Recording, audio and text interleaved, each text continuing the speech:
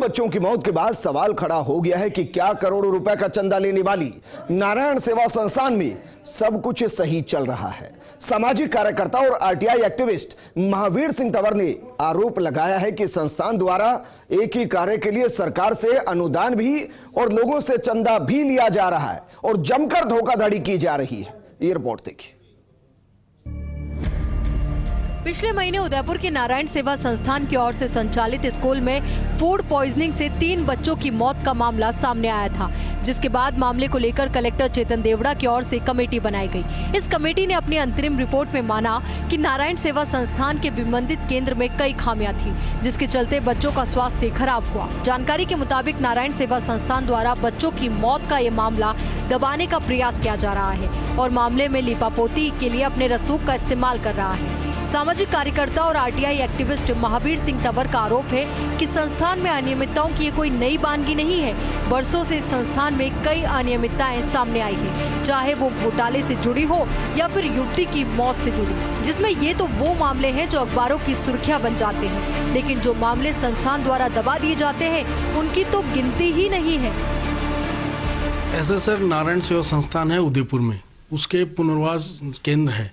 उसके अंदर जो है कुछ समय पहले 3 बच्चों की मौत हो गई थी। विबंधित बच्चे थे जिनकी मौत हुई फूड पॉइजनिंग से। तो जो प्रारंभिक जांच पड़ताल हुई उसमें श्रीमान चेतन जी देवड़ा हैं, कलेक्टर उदयपुर, उन्होंने ये माना कि साहब ये जो मौतें हुई है, 3 मौतें जो हुई है वो हुई है लापरवाही की वजह से। मतलब संस्थान की इसमें कहीं ना कहीं लापरवाही थी जिसकी वजह से मौतें हुई है।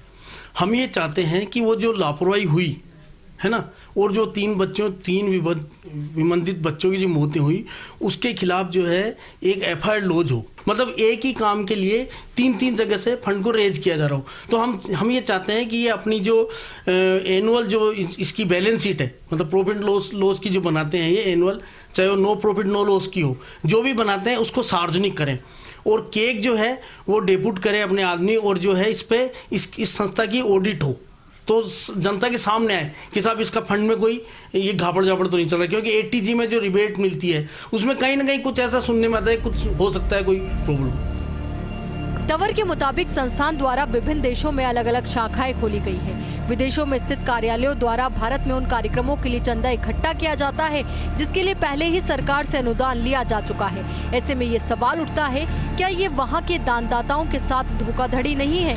क्या ये वहाँ के दानदाताओं के साथ धोखाधड़ी नहीं है? क्या ये वहाँ की सरकार के साथ धोखाधड़ी नहीं है? कई घटनाक्रम की कड़ी से कड़ी जुड़ने के बाद संस्थान जिला प्रशासन की कार्यप्रणाली पर सवाल उठने लगे हैं। संस्थान से जवाब मांगते सवाल, दूर प्रदेशों के दिव्यांगों को किस प्रकार यहाँ लाया जाता है? कहीं ऐसा तो नहीं है कि दिव्यांग एजेंटों द्वारा यहाँ लाए जाते हैं? क्या एजेंट इनसे ऑपरेशन करवाने की एवज में पैसा तो नहीं ऐंठते? इन्हें ऑपरेशन के बाद 7 से 11 दिन तक रोकने के क्या कारण है? क्या कारण है कि विभाग राज्य की प्रतिष्ठित संस्था महावीर विकलांग समिति को पैसा नहीं देकर इस संस्था को ही करोड़ों रुपया देती है? क्या सीएजी द्वारा कभी संस्थान का लेखा परीक्षण करवाया गया है? विभाग की शर्तों के अनुसार संस्थान इस अनुदान के अलावा किसी से भी इस मद में पैसा नहीं ले सकती।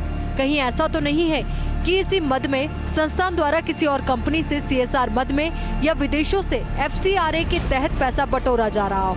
क्या कारण है कि संस्थान विदेशों से केवल अपनी ब्रांचों के द्वारा ही फंड ट्रांसफर करती है? जिन देशों से अपनी ब्रांचों के द्वारा फंड प्राप्त किया जाता, क्या वहाँ के नियम इसकी इजाजत देते हैं? क्या प्रवर्तन निदेशालय ने कभी संस्थान या निदेशकों, नजदीकी रिश्तेदारों, परिचितों के बैंक खातों, संपत्तियों की जाँच की है?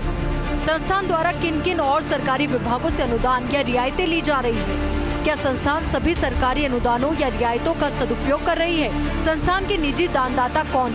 क्या संस्था इनकम टैक्स के एटीजी आदि नियमों का उल्लंघन तो नहीं कर रही? क्या संस्था कहीं काले धन को सफेद करने का अपराध तो नहीं कर रही? इस संस्था के कर्ता धर्ताओं द्वारा और कितने सेवा संस्थान ट्रस्ट संचालित किए जा रहे हैं? आखिर इन्हें और संस्थान ट्रस्ट खोलने की जरूरत क्यों पड़ी? क्या संस्थान अपनी ऑडिट रिपोर्ट को सार्वजनिक करेगी? इसके अलावा अगर पुनर्वास केंद्र में 3 बच्चों की मौत के मामले की बात करें तो इसमें भी कई सवाल सामने आ रहे हैं। नारायण सेवा संस्थान द्वारा संचालित पुनर्वासन केंद्र के संचालन का जिम्मा किस पर है? बच्चों की विस्तार रिपोर्ट में क्या आया? आखिर कलेक्टर महोदय और स्वास्थ्य अधिकारी जांच रिपोर्ट सार्वजनिक क्यों नहीं कर रहे? आखिर क्यों संस्थान में मरीजों की संख्या के मुताबिक कर्मी उपलब्ध नहीं है? क्या संस्था में योग्य और प्रशिक्षित कर्मियों की कमी है? क्या संस्था के डॉक्टर या नर्सिंग कर्मी प्रशिक्षित हैं? इन 3 विबंधित बच्चों की मौत के क्या वास्तविक कारण थे? क्या ये सही है कि स्वास्थ्य विभाग द्वारा करवाए गए सैंपल की जांच के अनुसार संस्थान निम्न गुणवत्ता वाले अखाद्य पदार्थों का उपयोग कर रही है? क्या संस्थान के कर्ता धर्ता विबंधित बच्चों की गैर आदतन हत्या के दोषी नहीं है?